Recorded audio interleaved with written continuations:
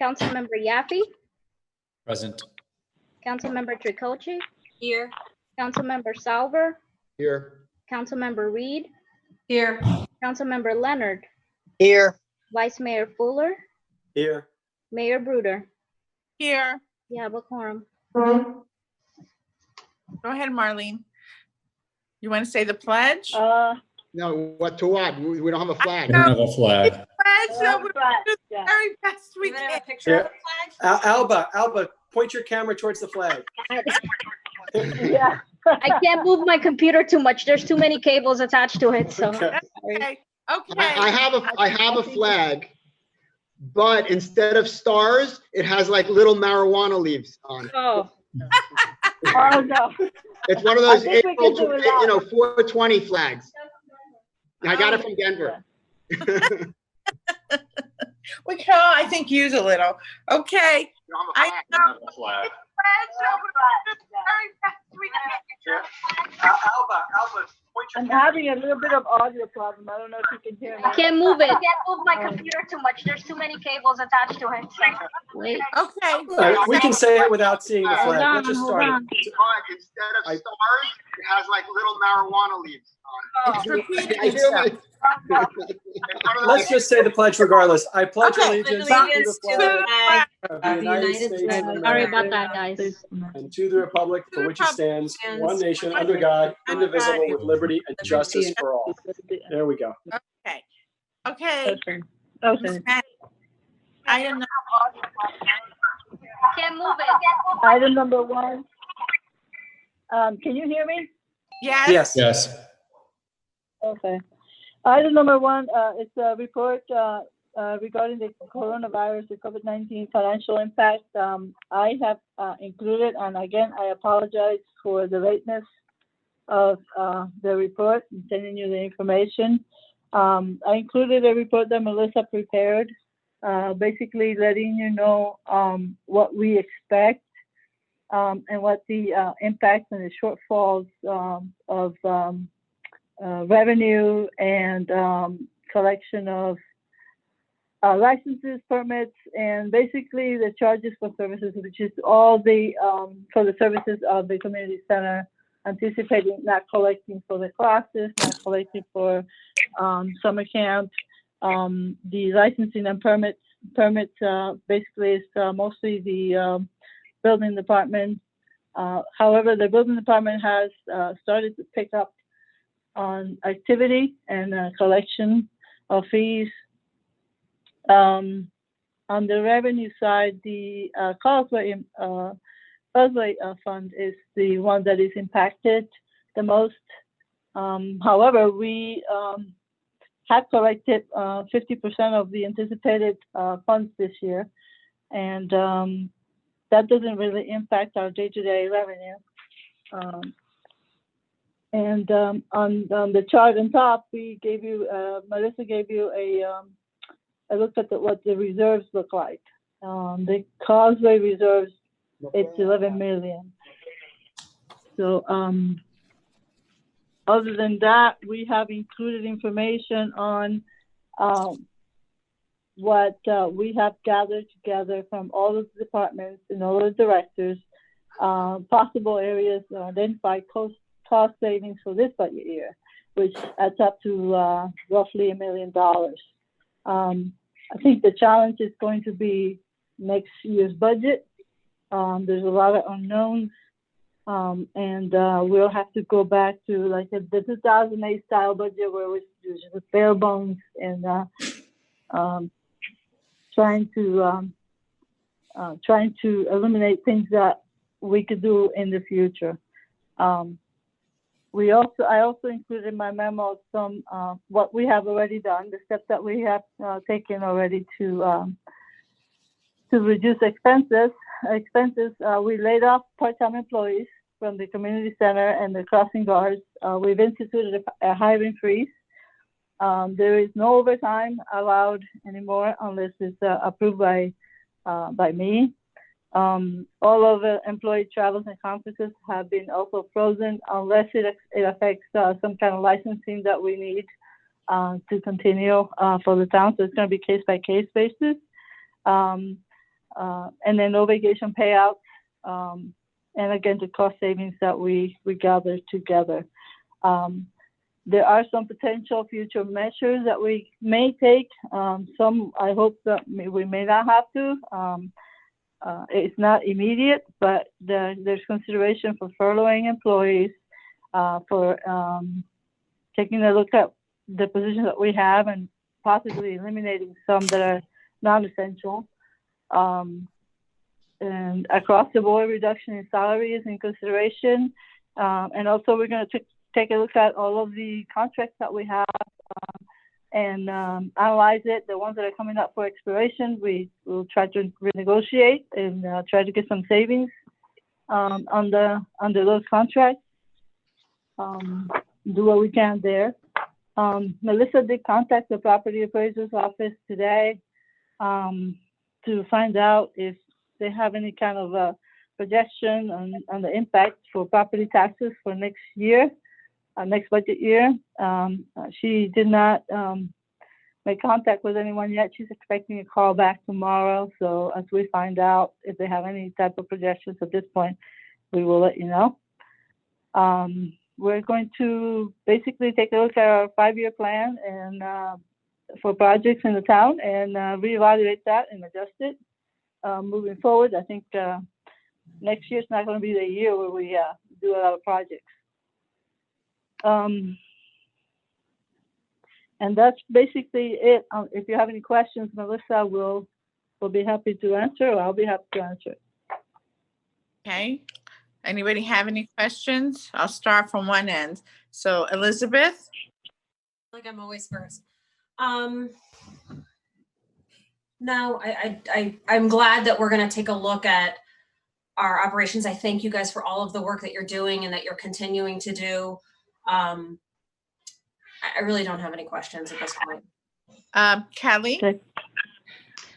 I really appreciate this report. It's very comprehensive, and I'm really hoping that we won't have to make such deep cuts, especially, where it comes to the employees. But if we have to, I understand. So we'll just, have to take it pretty much, a day at a time. But thank you very much, staff, for this. Okay. Kelly. Isaac? Any questions? Did I lose him? No. He's on Okay. mute. Thank you. Can you hear me? Can you hear me okay?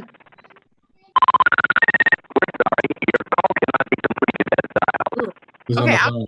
I'll go to I don't have any questions, Stephanie. Oh, Whatever. you have questions? Not at this point. Okay, thank you. Jordan? Yeah, hi, I had to unmute. No, I actually spoke to manager. I'd like to talk to Melissa after the meeting, possibly, sometime this week, and actually go over some of the details. I do have some questions in regards to projections of some of the other funds. I agree with what Kelly said. I really hope it doesn't get to, I hope it doesn't get to the point where we actually have to lay off people. I hope that would be the absolute last case scenario. Hopefully it looks better than what I was told maybe a couple weeks ago.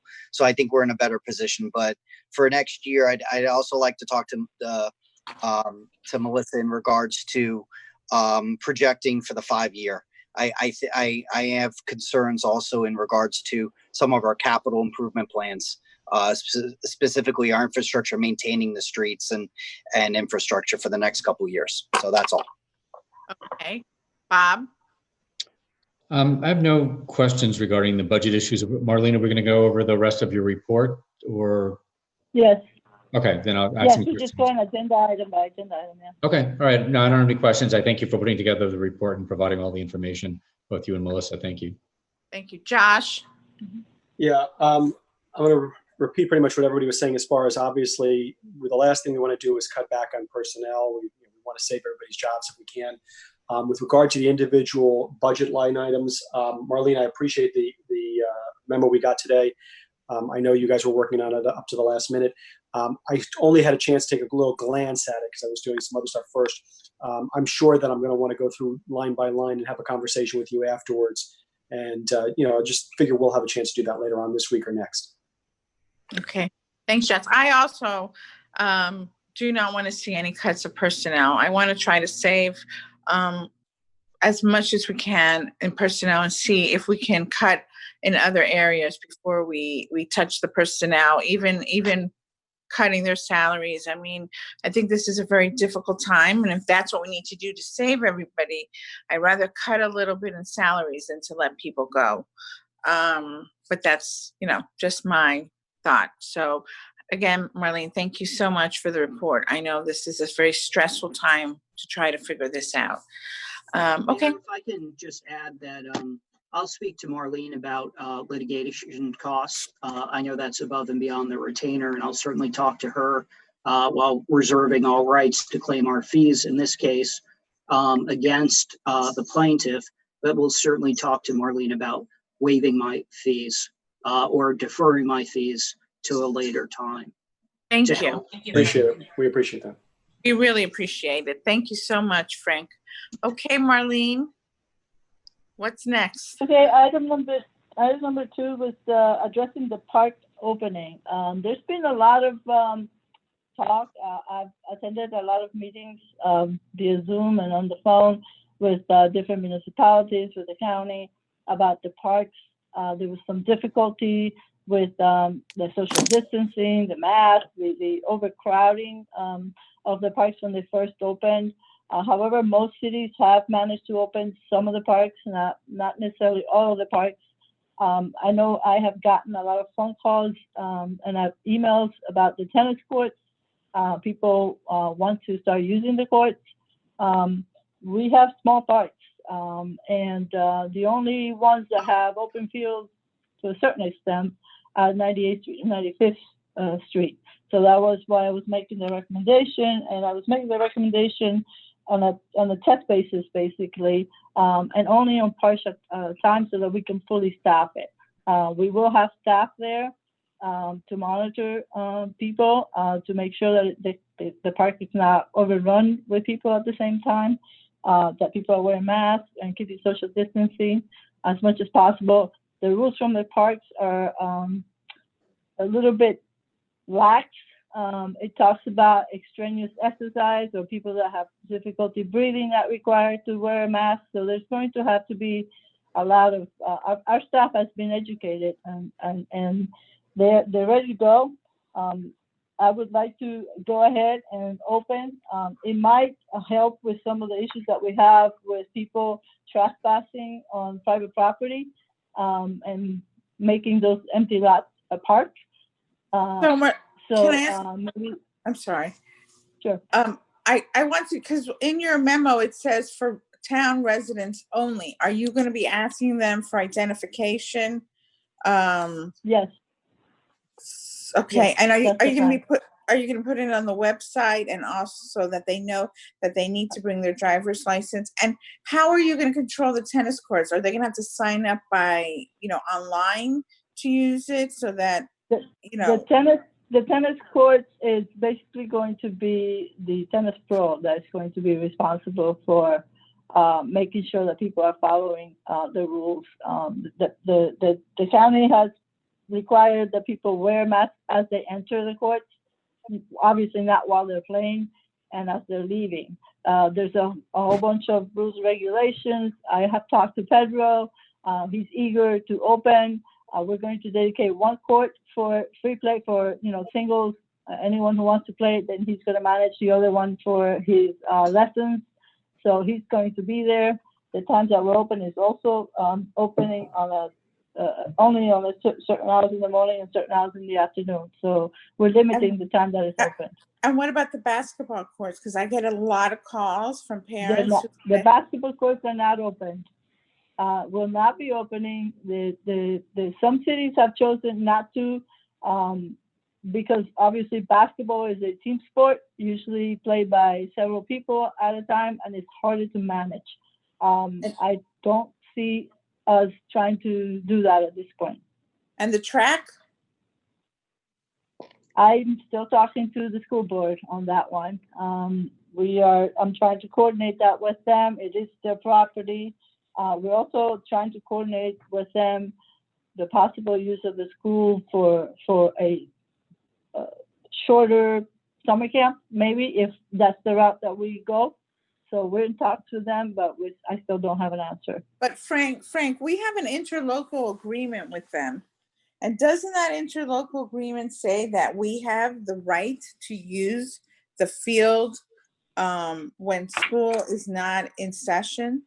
Yeah, so we have the right to use it during certain dates and times and the like, as well. The school board certainly has put forth certain guidelines with regard to use of the property, use of their property and the like, and we can certainly work with them on the interlocal agreement if that's the will of the council. Well, I don't know. Let's ask the rest Yeah, of the council. these are not normal circumstances. The schools are closed right now. So we are trying to work with them on that, but it's just keep in mind, this is not your normal. This is not your normal times that we'd be using school. Right, and the more facilities we use, which I'm not opposed to, requires additional supervisory personnel. If we open the basketball court, the track, the field, and so forth, we need personnel monitoring. Can I ask another question of Frank? Yes. Which is, what's the status of the lot on West Bay Harbor Drive? I'm sorry. Just remember during the during that approval process, I think you were holding a quitclaim deed in escrow or something. Go ahead. Yeah, it gets transferred if I remember correctly. I think it's already been Frank, recorded. let me interrupt you. Yeah. Let me interrupt you. Yeah, we own the lot. Yeah, we own the recorded lot. it.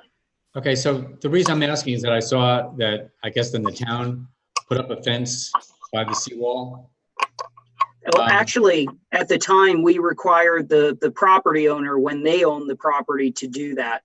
There was an issue with. Frank, we did that.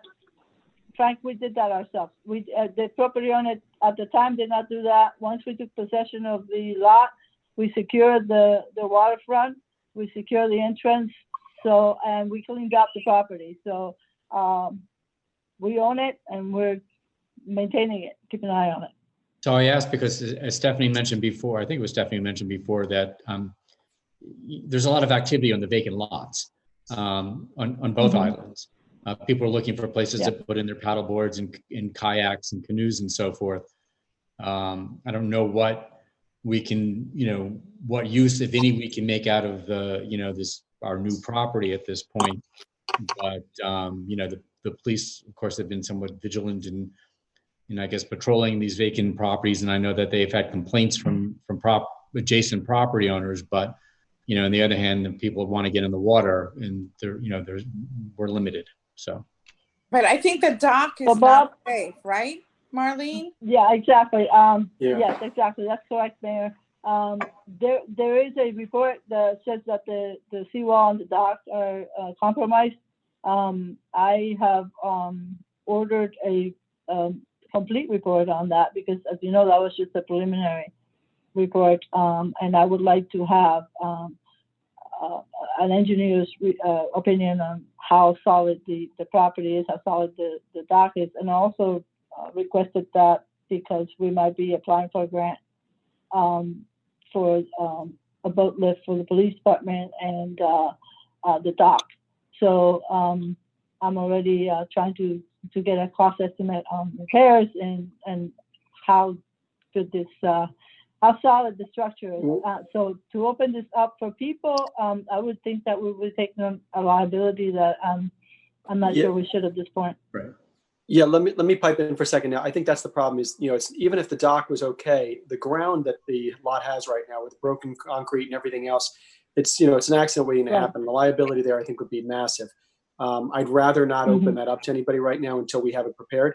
But Marlene, let me ask you something real quick, because you just mentioned that you're seeking a grant for the police for a boat lift right there. You're talking about for right there on that spot? Yes. Okay. One of the things I know we talked about a long time ago was that that park, we would want to make it exclusive to Bay Harbor residents. What I want to make sure is that by applying for the grant, that we're not now opening up a requirement that it be open up to the general public. Otherwise, we don't want the grant. No, this is not that. It's not a Florida Inland Navigation grant or anything like that. It's different. It's an infrastructure plan, and we're trying to see if we can include the dock and the lift I'd like to see other projects. Before we do that, I'd like to see actually a design thing, because we want, whether or not we're putting a police boat there or anything else like that, that's not the intention of the design of the park. And could we utilize the grant potentially, for a different location, like even on Causeway Island, to do it? I'm just thinking. This is just exploring different options and trying to find projects. It is not written in stone. We have not applied for the grant. It is not. It's not for right now, but we are putting some projects together. That was one idea. The police would like the boat to be in the island, more accessible to them. So that's one location that has always been floated around. We can explore a different location, but there's nothing written in stone. This is just a project idea. Okay. I would say, I think before the town applies for grants for things that we've discussed not doing, I think we should see what potentially we want to do with the property, since we already have a layout of what we want to do with it. I think if we want to change it, I think we should discuss it first before we apply for a grant.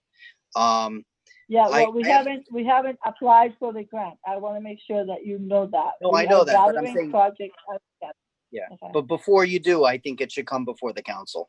I do have some concerns in regards to the item number 2. Marlene, why are you recommending 7 to 10 a.m. and then 5 to 8 p.m.? Why? What happens between 10 and 5? It's hottest places. I'm sorry? And then we would need more staff. It's pretty hot during the middle of the day. There's not a lot of usage during those hours, and we would need more staff. And I don't want to recall the part-timers just yet. So you're only recommending, and why you have 98th and 95th Street, but not 92nd? I know 92nd is smaller, but if you had 3 parks, obviously it would be less people per park, per se.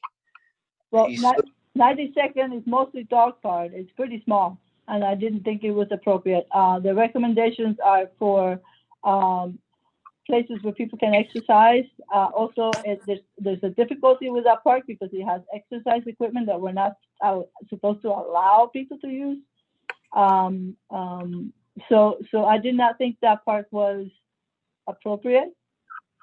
You brought something up, just if I can interject, the play equipment. So like on 98th Street, are you going to open up the play equipment or just the field? No. We're allowed to open that up. Just the field.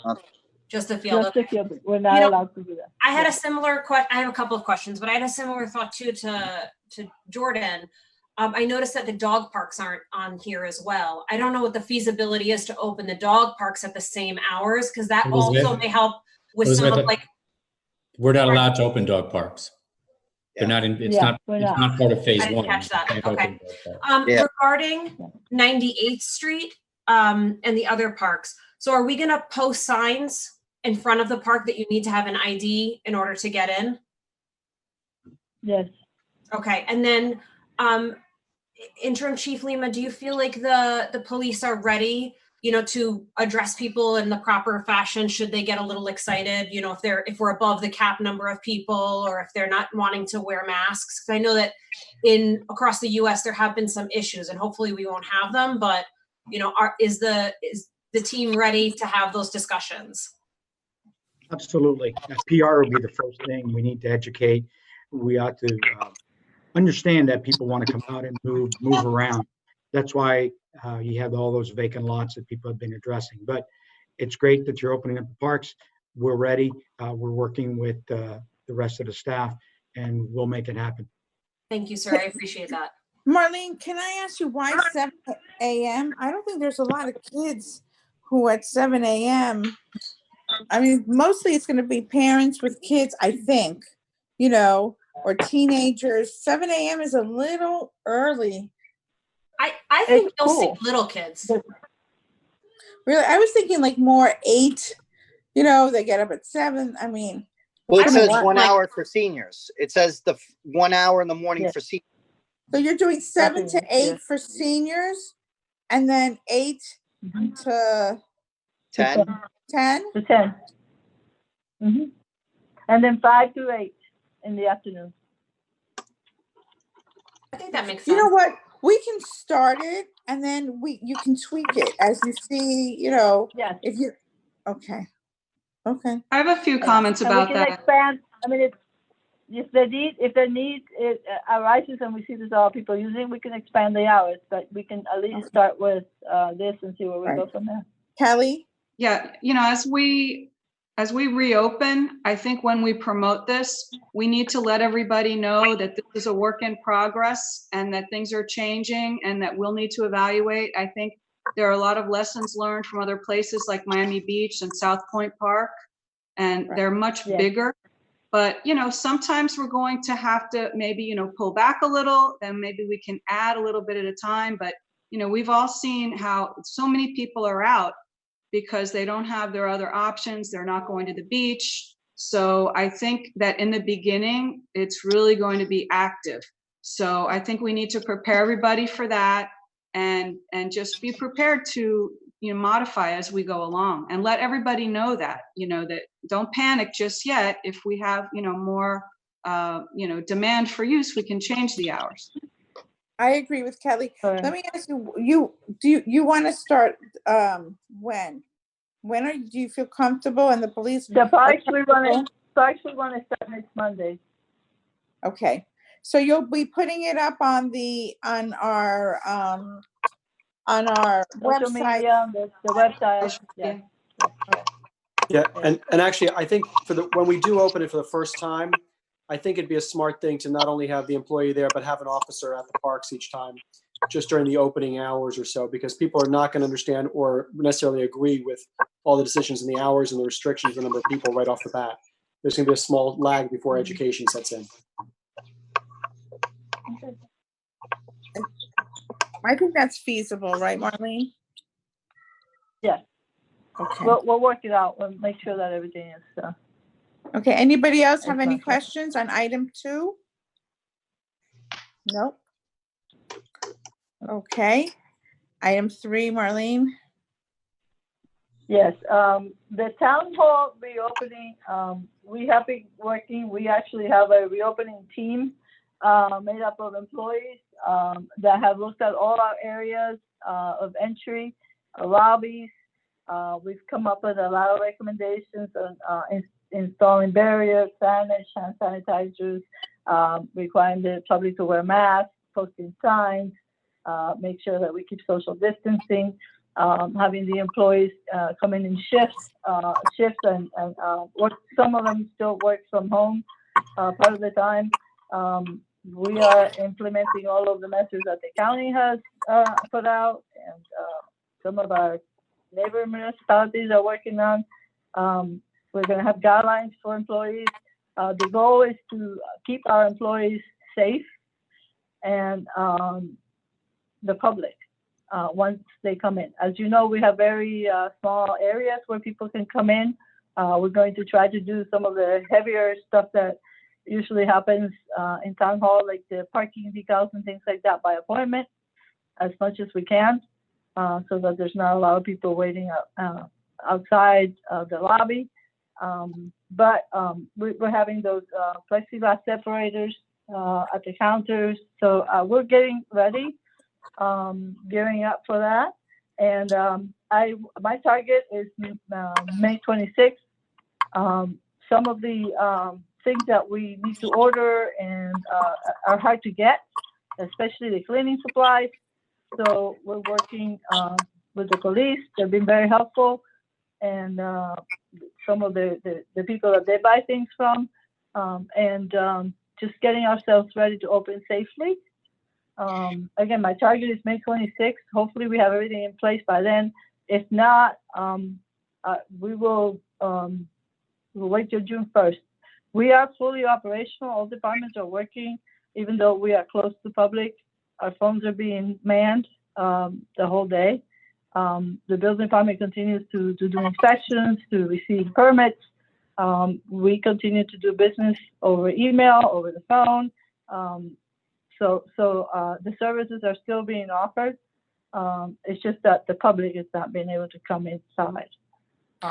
But like I said, safety is my biggest concern, and not just our employees, but the public as well.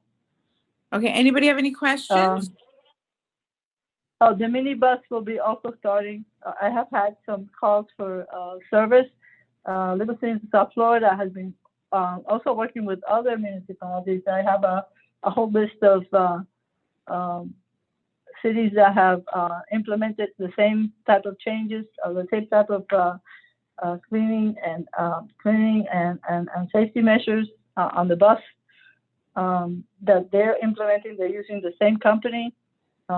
So they're ready to go once I give them the go-ahead, and they should be ready to go Tuesday, May 26th also.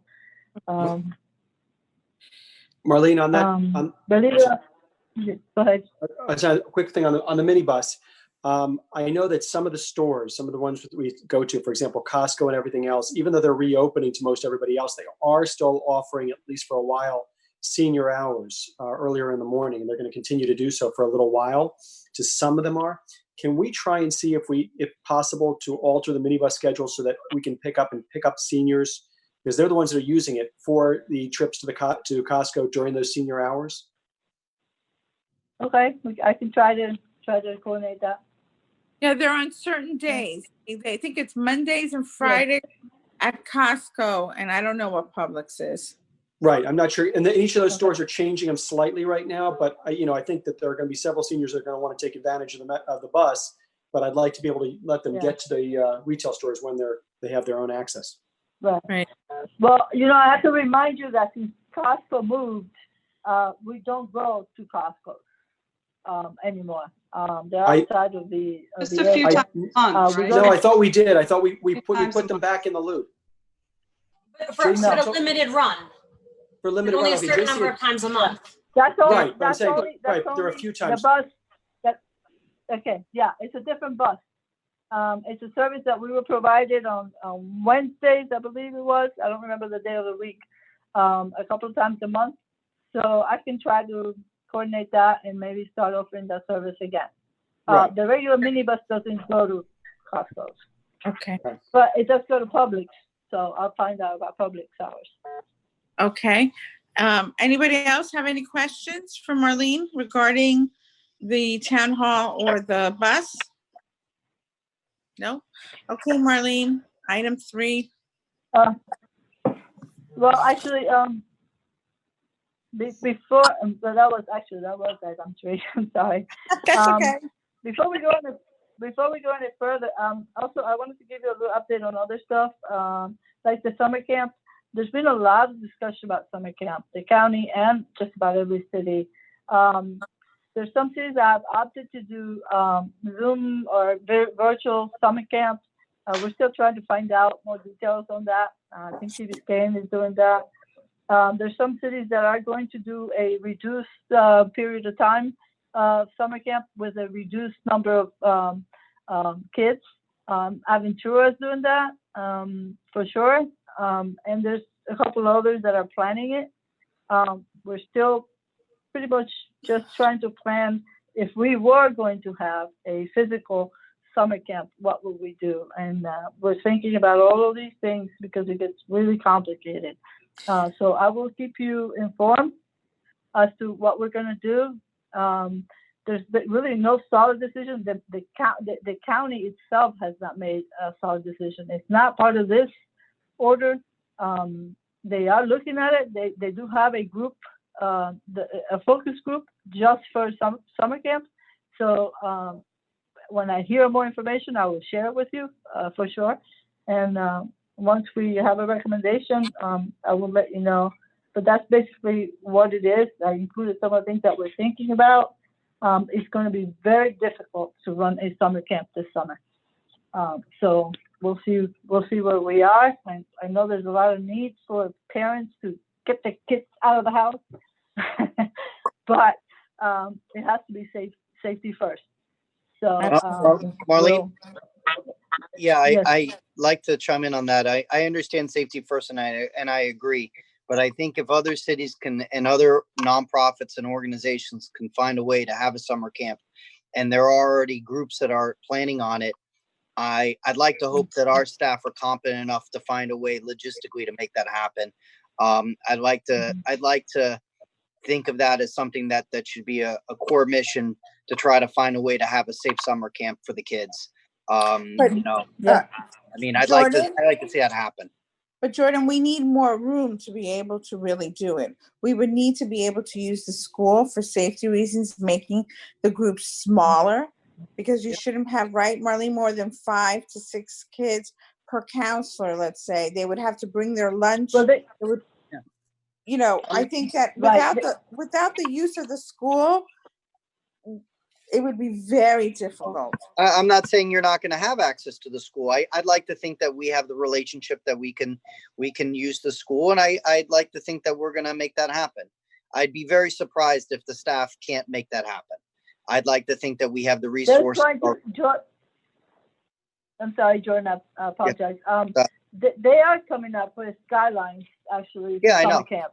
And, so as soon as we see that and we evaluate the space that we do have, we are counting on the school to provide the same rooms and the field and the same area. It is going to be a little different type of summer camp, and it is going to be a little shorter than normal. But that's our intent. Our intent is to work and come up with a plan so that we can have a physical summer camp. But we do have to wait for the the mayor and the county to provide the rules and how we can do that safely.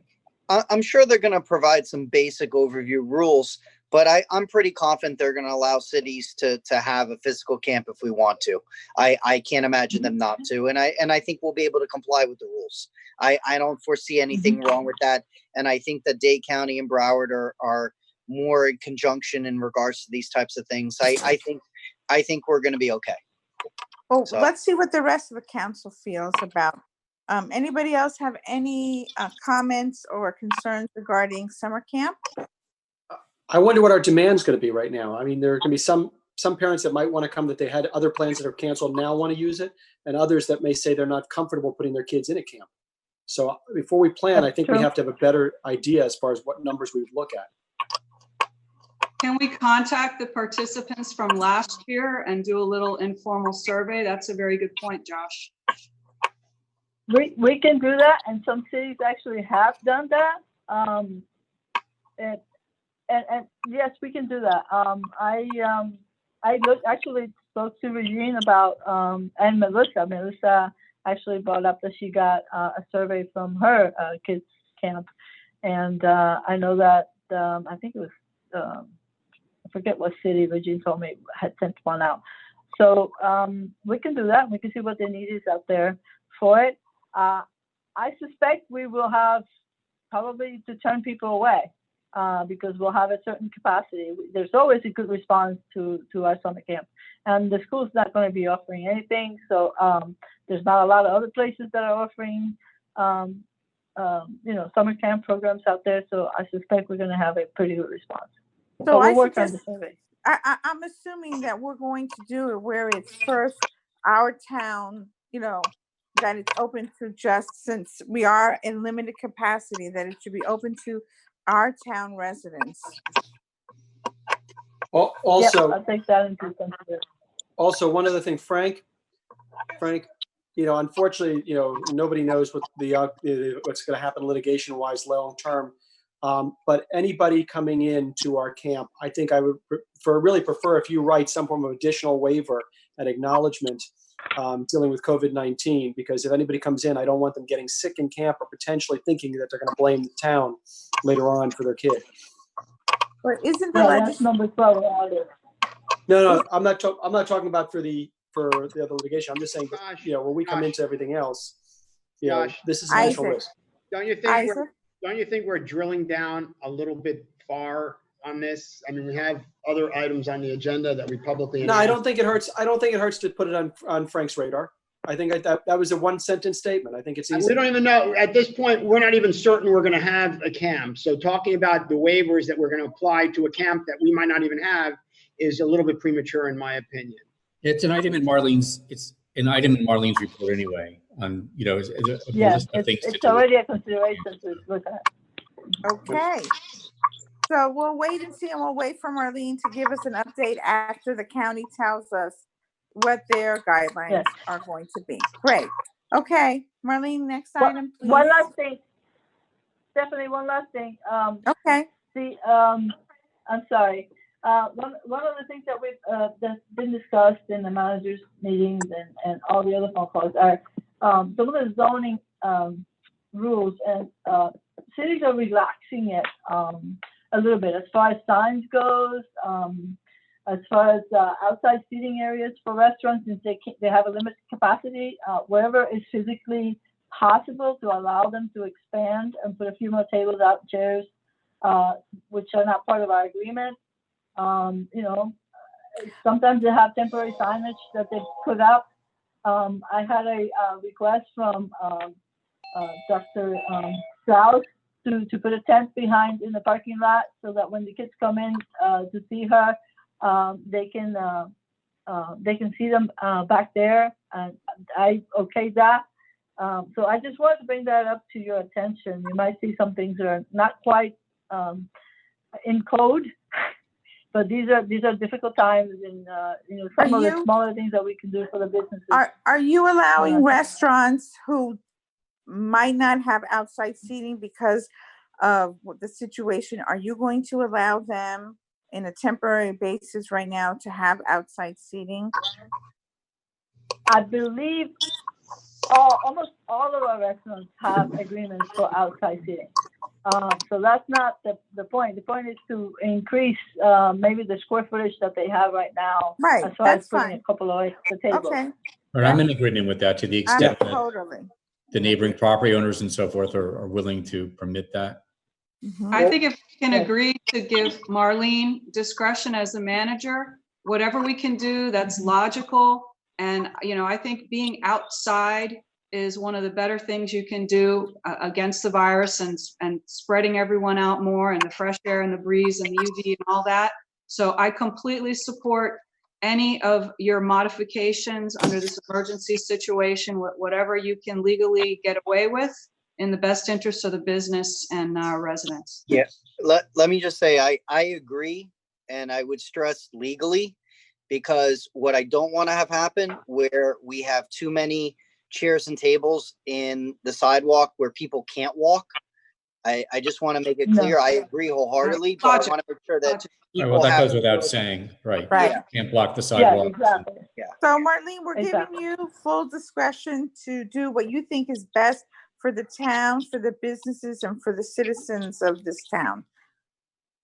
Okay, I appreciate it. Thank you. I'm done. The next item is number 4, which is discussion requested by Councilmember Tricocci on the feasibility to offer residents a $500 rental assistance grant. So thank you so much for adding this in. I have had a couple of residents who have come up to me, you know, they've talked about a multitude of things, but I've had a couple in particular that have spoken to me about some of their rental issues, that they can't afford their rent. And then I got a message and had a phone call with Senator Pizzo, because he also had a resident reach out to him with the same issue. So my thought was this, you know, if we could set up maybe like 10 $500 grants, right, to have a maximum amount, you'd have to have, you know, lost your job due to COVID, applied but not received all or some of your reemployment assistance, because that's also an issue that we know is having. You'd have to be behind on your rent, and you'd have to be a renter. And it would have to be your primary residence, but you could apply, and, you know, again, we'd have 10 of these $500 grants that we would provide. And in speaking with, you know, the senator, we talked about a couple of options. One would either be, you know, we would directly pay the $500, or maybe we would do like a future tax credit to the landlord if they provided $500, a maximum of $500, rental assistance. I know that this is not going to resolve the whole of people's issues, but I know I've certainly been in a position in my life where every dollar counted. And I think for the people that right now are wondering how they're going to, even start to get themselves out of the hole that they're in from the situation, having an option is a really great thing. So I wanted to bring that up to the council and see, what your thoughts were on that. When I saw that on the agenda, the first thing I did was call Melissa to find out, what the financial impact would be. I think I didn't realize you were going to say like 10 $500 scholarships for rent. I think obviously that is a very small amount, but the notion of us giving 10 people money when we have maybe 250 or 1,000 people that need it is going to be very difficult for us to do. It would just be very, very difficult. Most of the cities that do give out any type of rental assistance either have they're recipients of CDBG grants, or they have some type of federal funding for housing. I don't think this is a really good idea, especially in light of the manager's report, the conversation I had with Melissa. I don't know if you guys realize it, or from the report you glean the fact that just the Causeway Fund alone is projected to be in the hole $2 million, and our operating fund is going to be in the red over $600,000. Marlene is talking about austerity measures, the possibility of furloughing employees. I just don't think this is a good time for us to just take, a small sum of money and put it into basically what amounts to a lottery or a charity fund for 10 people. I think it sounds like a great idea if you can go out maybe and raise money from the private industry and create a fund that, in order to assist renters, that's, especially for the numbers that you're talking about, it's very, very likely impossible to raise it from private individuals, but taking taxpayer money and handing in $500 checks to residents, especially on that limited basis, to me is senseless. Anybody else? Yeah, I'll put my 2 cents in. I was disappointed when my colleagues didn't support the $4,000 for the BTR reimbursements for business owners that are home-based businesses. And I agree with what Isaac said, in that a lot of the other municipalities are getting utilizing other funds. For example, City of Miami literally used all their money in an hour. Their rental assistance, their business assistance, that money dried up in an hour, and that was federal money they got. North Miami's using TIF money from their CRA.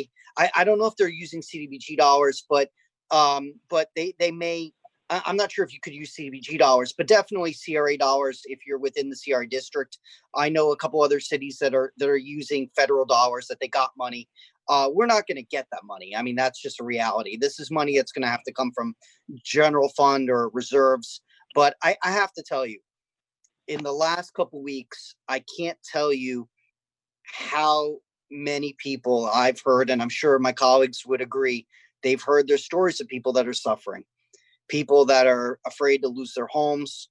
They're afraid. People that are hungry, people that are asking for food assistance.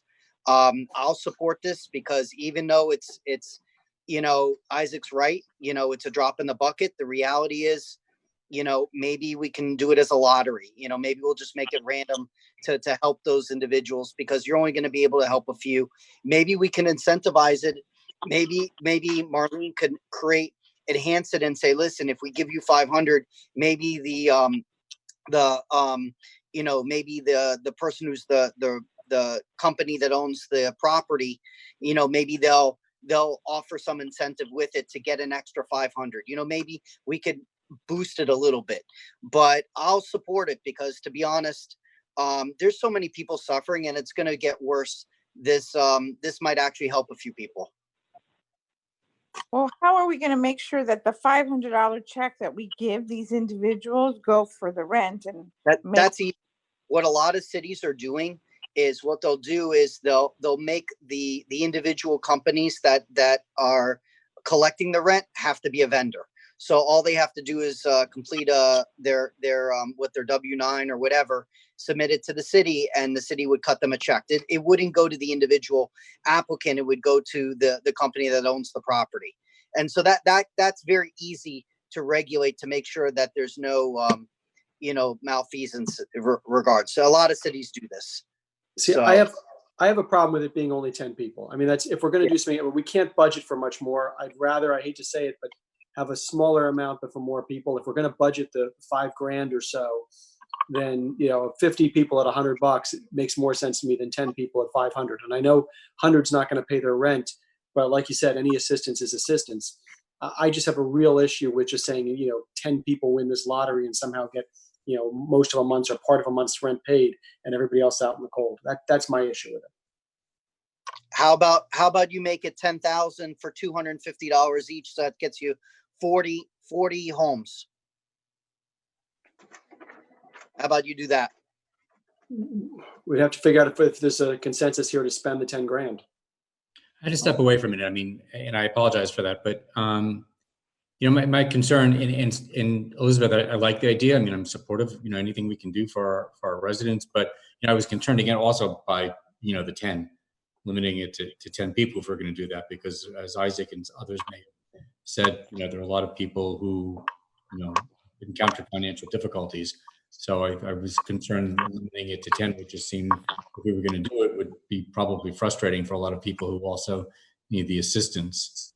My thought was, go ahead, Stephanie. I would prefer for food. For me to think of a child or a senior going hungry, I mean, if I was going to spend the money, I would spend it on making sure that the homes have food. If people are really hungry and their kids, are not having the food that they need, that's the most important thing. At least that's to me. Well, I think that there's other services that are, my thought on the rental assistance, and to kind of talk about it a little bit more is, there are other ways that people are able to access, food. And that is something that we are working with our residents to help them already be able to link up with the proper, nonprofits and charities. So I think we're already doing things for that. My thought on the 500 and the 5,000 was, $500 is not, look, it's a lot of money, but it doesn't take you a long way, right? And if we capped it at $5,000, that's a more reasonable amount of money for us to spend as a town. We'll be doing something to help residents. Look, even if we made it $1 million, the truth is you're not going to help everybody. I think it's our way of helping as many people as we can while keeping, our budgetary, responsibilities and our stewardship responsibilities in line. I have a few thoughts. Okay. Of course, like all of you, we have compassion for the residents, and we see it every day, locally and, nationally, internationally. I think we really need to ask ourselves some tough questions, what our piece in this is. And, if you look at some of the cities like Miami, Jordan said they ran out of money, Hialeah, these are larger cities that have housing authorities. They have commissions and executive directors and federal funding, and that's how they're able to do what they do. And I can't imagine whether we somehow select or through a lottery identify 10 or 100 or 1,000 residents. I can't imagine the staff, the impact on the staff, and how are they going to make these selections? And then, so now we're talking about cutting the checks directly to the property owners. So then we sort of have to ask, is this a very sustainable property? Or is this a property owner that without getting that rent is not going to be able to pay his property tax or their property tax? So then that's another layer of vetting that we have to do. And, I just don't see how we have the resources to do that. Now, I've also been in contact and following what Senator Pizzo is doing, trying to connect people with their unemployment. And I've been doing that. I've been, trying to put people in touch with him, and his office is helping with the actual forms. I think that's the best thing we can do, is try to identify that. But it sounds like a good idea, but I just see it being a disaster for us and probably causing more aggravation than help. Okay. Anything else?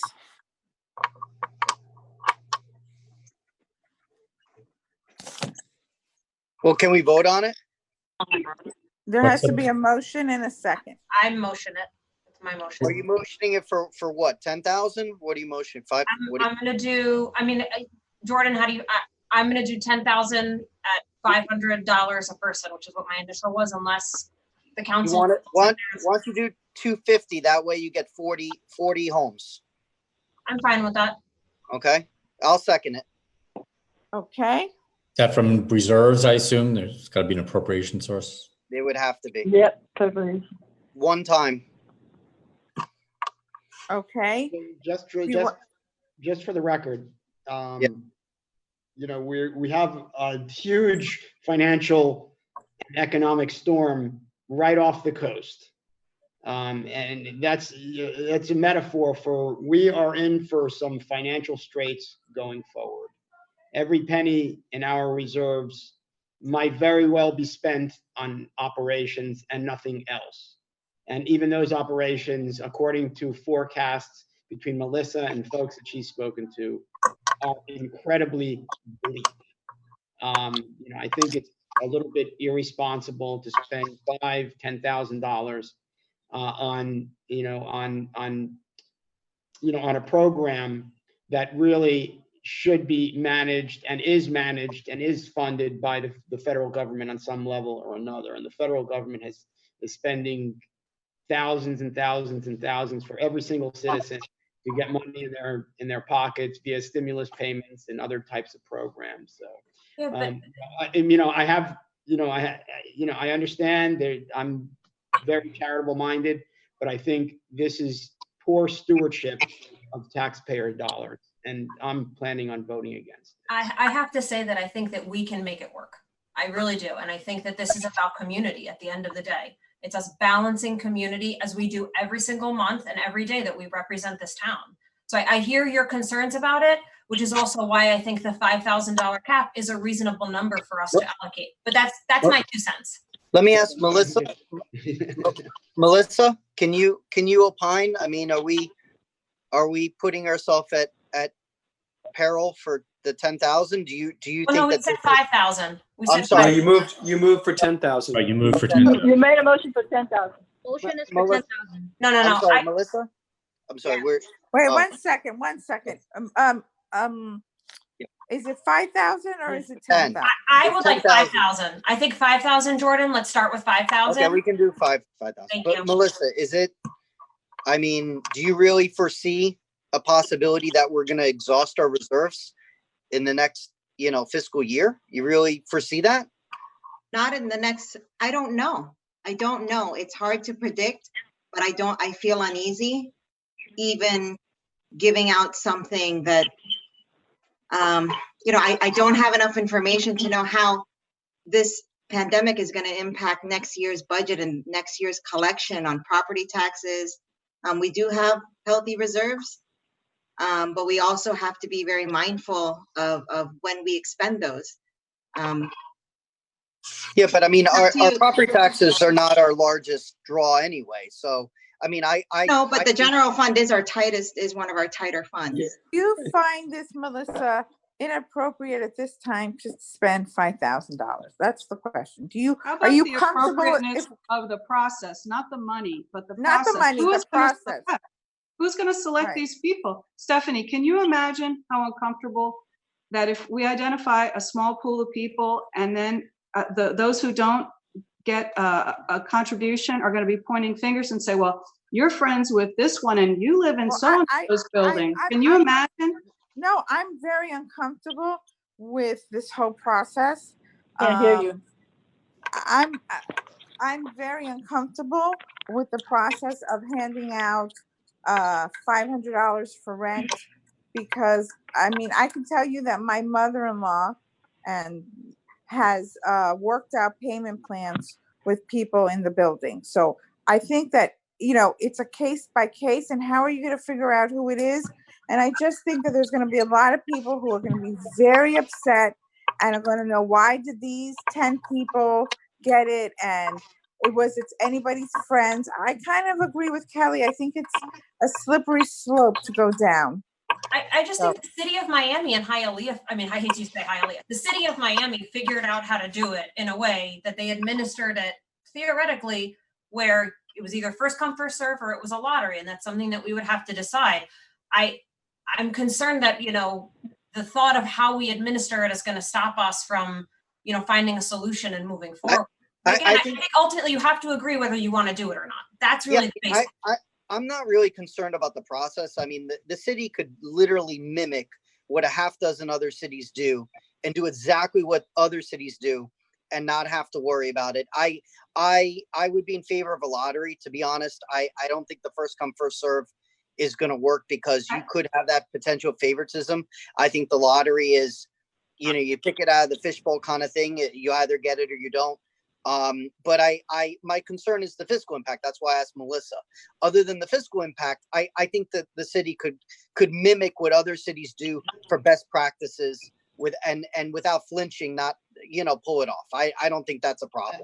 Are we going to establish a housing authority? Right. Other cities have infrastructure. They have corporate infrastructure. They have administrative infrastructure to do things like this. And the other thing about, a lottery, because Elizabeth,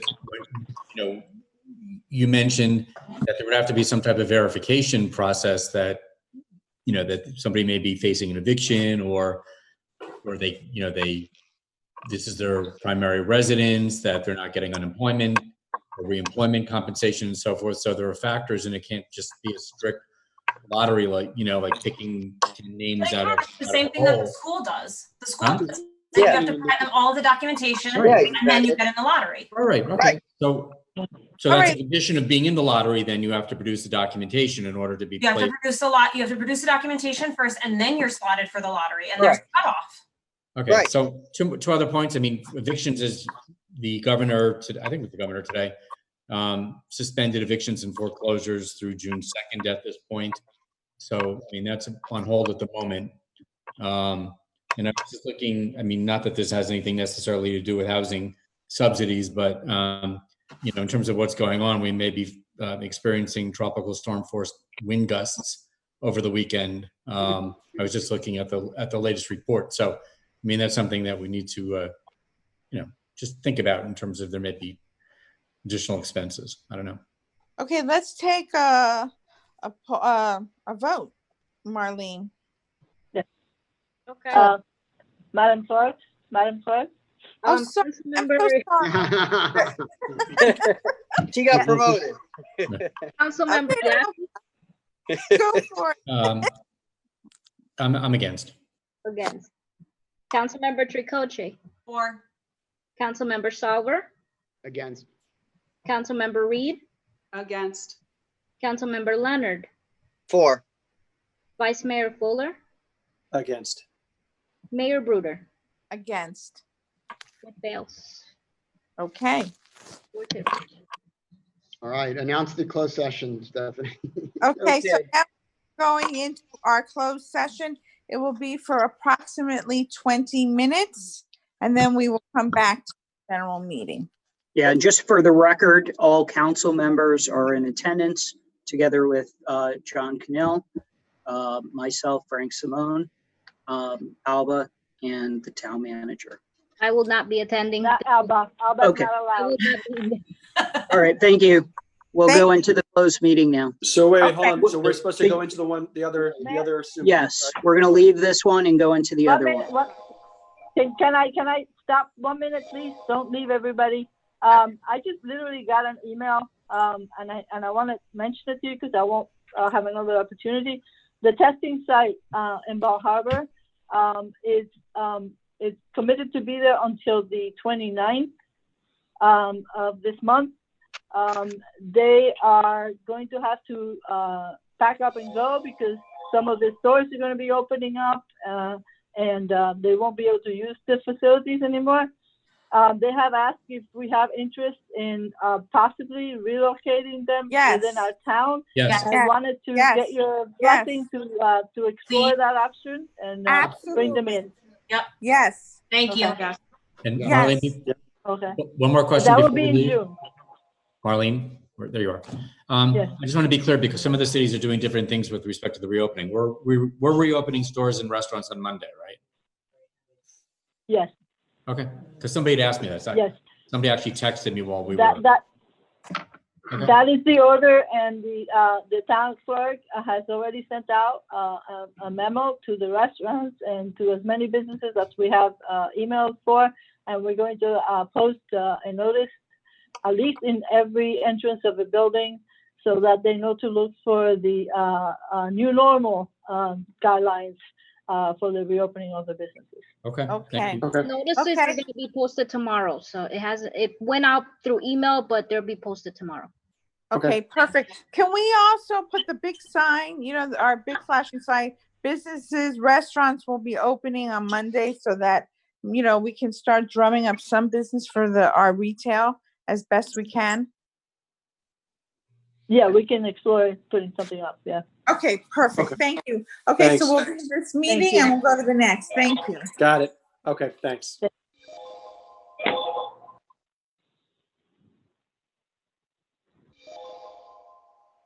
The open meeting. Yeah, I seconded it. All right. Okay. All those in favor, aye. Thank you. Have a good Aye, evening, thanks. everybody. Thank Thank you you. for Thanks. your time. Bye.